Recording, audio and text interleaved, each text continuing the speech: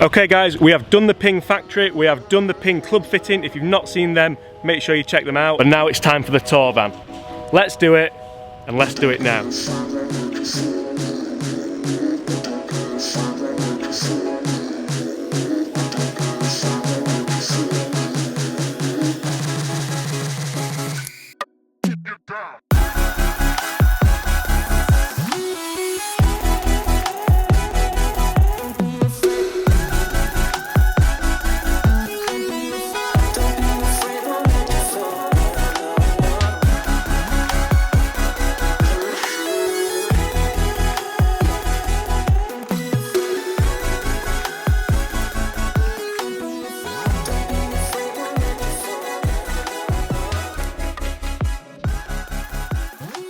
Hi everyone, James Robinson here. If you're new to the channel, make sure you hit that subscribe button. If you're enjoying the content, put the thumbs up. And I want you to comment below, but comment halfway through the video, what is the coolest thing you're expecting to see in the European Tour Ping Tour van?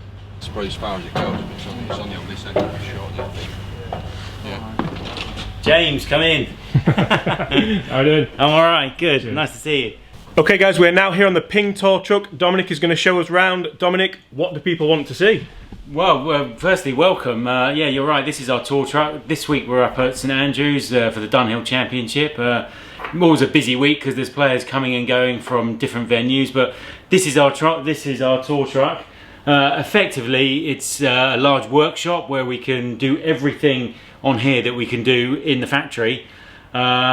But this week, you know, it's not always just about fitting golf clubs and building for players. A nice comfy area for players just to come in, have a drink, have a coffee. There's some snacks in it, so we like to keep it as welcoming as possible, just so we can keep engaging with our players. So up this side of the truck, we have a lot of things for the players. So there's things like just their headwear, lots and lots of different headwear, and in here, if I just pan around a little bit, you've got some of the player headwear. So there's some for Matt Wallace, there's some for Tyrrell Hatton there. Oh, look at them. Yeah, so with their own little logos on it. We've got some for Miguel and Andy Sullivan and all those boys, but yeah, more headwear in here. So this is kind of the area where they like to come in, they'll sit down, have a cup of tea. Just the social area, more of the social area. And that's really what it's about. We've got a really good relationship with our players, and we just like that atmosphere of them coming in and getting what they need. We always have a few putters on display. Everyone likes to come in and just talk and pick up a putter. So there's some of the newest Vault 2.0s in there, yeah, and some of the Sigmas. We've got Jigger's bag here as well. Jigger's bag, yeah, he came in for a regrip, so we did them. We walked King's Barnes with Jigger on Monday. Yeah, he's a big lad, and yeah, he's got a big personality, and he's got a lot of potential. But yeah, he dropped his gloves off last night, so we had them regrip for him for the morning. He's got some eye blades in there. We also have some built product here, and you can look in the bag there. There's more putters, some irons, some i500s in there, a range of different drivers and woods and fairway woods. So, and are these all built to a certain spec? These are kind of like my stock. You know, my role is to work with the players on the range. I'll listen to their issues, and they might sit down and talk to me here about their issues, or certain courses they might talk about. So then I will generally sometimes go to see if there's anything in the stock bag that I can work from, and then from that stock bag, then we'll go and build something specific. Almost like a demo kit. It's almost like a demo kit, you know. But the thing is with these guys, if they find something they really like from that bag, they're not going to give it back. That's the driver. So yeah, we would go from there. So it's always nice to have something ready to go. And then if we walk down this way, we kind of try to create a little bit of a divide, because we like our players generally up that end. This is the workshop side, so we have to be a little bit careful of for health and safety reasons. Yeah. So if we work around this way, James, we've got just a gripping station. So we have fluid on a pump. It comes out, we can pull the tray out. Yeah. We've got a lovely alignment lines there just to make sure. That's the same as the one in Gainsborough, isn't it? Yeah, it's exactly. All of this is very similar to what happens in the factory, but modified a little bit for the truck. But yeah, it's important that we get the grip on straight. It doesn't matter who's using it. I must admit, one thing that I did the factory tour at Ping, and guys, if you've not watched that, make sure you do. I will put a link up there right now for that.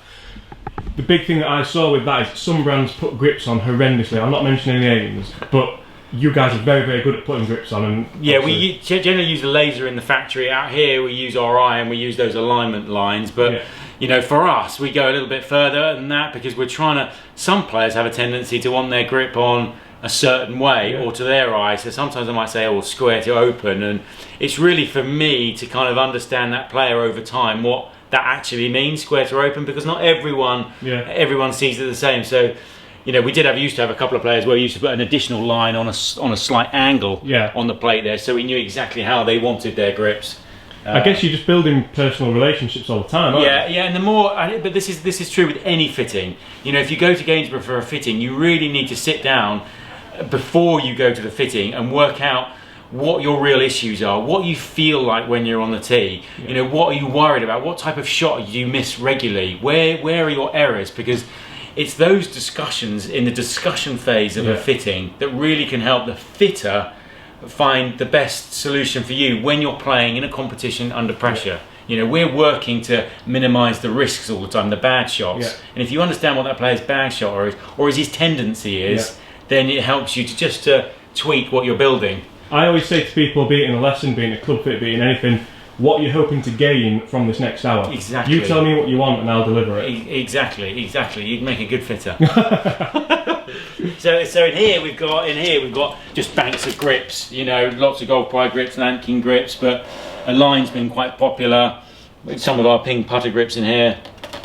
Lots of just going through lots of draws, multi-compounds. And you have to have every option for people. Yeah, we've got a lot of options, but generally we'll carry, I mean, there are so many different grips on the market. We'll carry grips that are popular. We still use a lot of the ping grips. Yes. There's Westwood's ones in the corner here, which are like a half-board special one. All right. And is that something which, so if a player asks for something that specific, is that something you will go to the nth degree to try and deliver? Yes. We've stopped making that grip now, so we're kind of moving some of our players onto our stock grip, the Tall Velvet. But yeah, I mean, if someone really wants something that's slightly older, we'll do everything we can. You know, and that's the same with some of the heads. You know, we can still get something that's quite old, but generally speaking, a lot of the guys will see the benefits of the new product and switch into that. We have some rulers. There's a different ruler for the irons and the woods because the plate angle is slightly different, which is set by the USGA. But effectively, we have a Sharpie ready to go just to mark a driver, so we can cut the length of it. Ferrule gauge. We've got an old Lofton lie. This is an old boy, isn't it? We don't really use that. It brings me back to my PJ Jam days. Just in an emergency, that one. We have just some curing cells, which will just cure the glue. When we glue the shaft into the sleeve or the head of an iron, it speeds it up to a certain temperature, and it has like a 4-minute timer. So then we know after that 4 minutes it's been heated up and so is that similar to the big rotational thing you've got in the factory? Exactly the same as that. It's a smaller version of that. A glue gun for additional glue in the head of drivers to weight them. In the back drawers we've got just some tooling, some bits and pieces. Most of the tools are out. And then in here is what people tend to like. So we've got some Glide 2.0s and some forged wedges. Forged ones have been pretty popular out here. Absolutely. But we've still got quite a few people in the Glide 2.0 and the Stealths. There's some more iron heads here.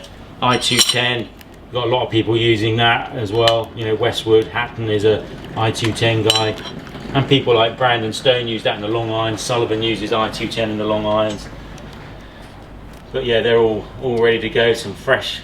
They look amazing, don't they? Yeah, they look even better when you've hit a shot, and they feel beautiful.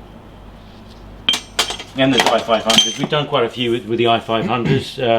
Certainly in the long irons as well, because the distances that they get is... so when I did the club fitting... Again guys, if you've not seen my ping club fitting, I will put a link to that below. There's an iron fitting and a driver fitting, so make sure you go over and check that out if you've not seen it already. Dominic, would you find this week, with it being links courses, you've done more driving irons, you've done different wedges for people? I genuinely think if you get set up with your driver, you should be able to use it in most conditions. You know, occasionally you might see players coming in to reduce bounce on the wedges and things like that, but you know, like I said, if you get your club set up correctly, you should have the ability to use that in varying conditions. Especially the driver, when it's really windy, you want to be able to trust something, and you don't really want to be a little scared and cautious of it. But That said, yeah, there is a demand for a little less spin when it's really windy. Yeah. So in here, there's more woods, there's more driver heads, some crossovers. I mean, at the Open, we build a lot of crossovers. Yeah. I suppose a lot of guys miles. You know, they might not. They don't normally carry a 2-iron. And with the weight out of there, is that something that you would keep personal for a player? So that just depends on the shaft, the length of the club, and the grit, and so what someone we're trying like to Jigger do. who's got an 1.5 inches Longer, yeah. example, Then that would the last thing we do. We have on here. We have a swing weight machine. It's not quite on at the moment. We have a swing weight machine which is digital. So the last thing we do is we got a whole drawer of these all the different back weights for wedges clubs and some shaft weights, and they're all the back weights for the drivers. So it's the last thing we do when we're building a golf club, and that means we can get the swing weight exactly perfect. Yeah. Do you want to see some drivers? Yeah. Lots of driver heads, G400 drivers. Do you find on tour there's a specific favourite driver, so the LS Tech? Yeah, we've probably got a little bit. It really depends on the player, though. You know, we've got a spread between the standard LS Tech, the normal head, and the G400 Max. We don't have any in the SFT. To be honest, I'm a massive fan of the G400 Max. I find when you hit that, it just almost doesn't matter where you hit it on the face. The Max is excessively forgiving. Yeah. You know, it's 10% bigger, a sweet spot. So we found a lot of players. You know, Brandon Stone was a classic example. He didn't have the greatest start to the year, and he was struggling. We were working with him in Scotland, and you know, he had the odd miss in there, which obviously a little bit swing related, and there's a bit of confidence missing. But we put him into G400 Max that week, and yeah, I mean, he hit it like an arrow on the range, and over time that builds confidence in yourself. You know, the Max is forgiving. Yeah. But when you've got that confidence, then it means there's less anxiety. And any golfer watching this will say, absolutely, if you're confident on the first tee, that's half the battle. It's half the battle. So once you get going and you feel you've got confidence in something, then the bag swing doesn't always come in, but it is hugely forgiving. So, you know, some of our stronger players and some of the weaker players still love G400 Max, but you've got to be fitted to it. You know, you've got to be fitted. That's the most important thing, and that's to all of those drivers. Now, where we heard that before, you must get fitted. I think on every driver comparison, every driver review, every video I've ever done, we do mention about getting fitted. I know a lot of you guys will still walk into a shop, spend £400 or £500 on a club off the rack, and that blows my mind sometimes. Make sure you go and get fitted. You've heard it here from Dom on the European Tour ping truck. Exactly. You've got to get fitted. You've got to have that discussion. It's that discussion about what your problems are, what you know, where you miss. You know, are you a really straight driver of the ball that wants more distance, and then you might sacrifice a little bit of forgiveness for that distance, or do you miss too many fairways? And if you're missing too many fairways, you're better off trying to set that driver up to go a little bit shorter, with a little bit more spin, and then you're going to hit more fairways. Build confidence and lower your scores. Play your best. Yes, got it in there. Grinding machine, you know, generally for our wedges. We don't do a ton of that these days. We do a little bit, but when we've got so many good options with the Glide 2.0, but out here occasionally we might take a little bit off the heel or the back or whatever. Quite a new addition. We've got our stamping tools so people can stamp all their clubs, some paint pens and all that sort of stuff. So they can put whatever they like in the back these days. Here's one then. What is the funniest stamping you've seen? Yeah, I couldn't comment. I couldn't comment. There's a few things out there that have meanings to the players which maybe other people wouldn't understand. Yeah. But, a few things that maybe aren't PC. Yeah, no, we wouldn't let them put anything that wasn't on PC on there, but yeah, I mean, the boys have got their own ways of doing things. Andy Sullivan's got into a habit, and we put one in this week where every time he has a hole out with a wedge, we've got a star, so we'll stamp a star into the back of his wedge. So first week he started that idea was in Portugal, and he had a hole out from 110, so we duly whacked a star in the back of his 54. See, for somebody like that, you're going to end up stamping a lot of stars in. Yeah, but in a way, you know, it might sound like a bit of fun, but that's just building confidence in himself. He looks in his bag, he sees those stars, he's automatically thinking of the good shots, not the ones maybe not so good. Whereas me, I'd have a virgin wedge. Well, be clean along with that, but you can't think negatively. No. So these guys are naturally doing that positive thinking is naturally into them. Trackman. Can't really do much these days without Trackman. Absolutely not, no. You know, we can, you know, a trained fitter will see a shot, a flight that you want to get, but you got to feel, you got to listen to the player, you got to understand what he wants to do, and you can see the ball flight. But a lot of the time, most of the time, they'll want confirmation by those numbers that they're showing, and they'll want to show that the spin rate has gone from this to this or that to that or whatever, and the distance is going. A lot of the work we do now with Trackman is that distance work. Finding out how far they hit the 7-iron, 8-iron, 9-iron, the half shot, this shot, that shot. They want to know exactly where everything's going. And I'd say that to anyone, it's worth just doing that with your wedges. So you get a number on how far you're hitting your wedges. You don't need a Trackman to do it. You can go and mark it or laser something, but you need to work on 80, 90, 100, 110, 120 yards and have that confidence to be able to hit it and be confident it's going to go around about 100 yards. That's how these guys are scoring. But Trackman's vital. Over here we have a digital Lofton, a digital wood gauge, so we can measure the loft on our drivers, just to make sure what we're putting out there is a 9 and a 9.5. There is a tiny little bit of variation on it, but these boys can notice a tiny bit of variation, so we just like to check exactly what the head loft on the driver is. Round this side, if you spin round, is our Lofton eye gauge digital machine, which has kind of all of our different clubs set up in there, from i500s to iBlades and all the older models, and we basically tell the machine what we want to do. So this is what we have at Gainsborough as well. This is exactly the same as the factory. So it's an iBlade, black colour code, standard length, standard loft. This is actually a set of Matt Wallace's clubs. We were just checking a Lofton line. They're still warm. they're still warm. And it has a camera basically in here. It takes a picture of the groove, and it will measure it. So if I that's why the bottom grooves are white, isn't it? Yeah, that's why the bottom grooves are. It just helps with reading it. It helps with reading it. So we would just put the club in there. It's held in by a magnet here and here, and click it up like that, and then we just click this side. So this is a 9-iron, and the loft there, you know, it's coming up. The lie is telling me it's good. I need to move it a fraction stronger to be at standard, but we've been working this week in general with Matt, just maybe making his irons just a hair stronger to help get optimum spin rates. So that's how it reads. It's very clever. I see that as a mix-up as well. It's not just one kind of set, is it? He has, ignore that one, but he has his iBlade there, and then he goes into... is it an I210 3-iron? He's got an I210 3, 4 and 5 iron actually. Which do you find a lot of players do that? A lot of players like to see... Yeah, we've got a few. Obviously the forgiveness on the longer irons, you know, Sullivan does that, Brandon Stone does that.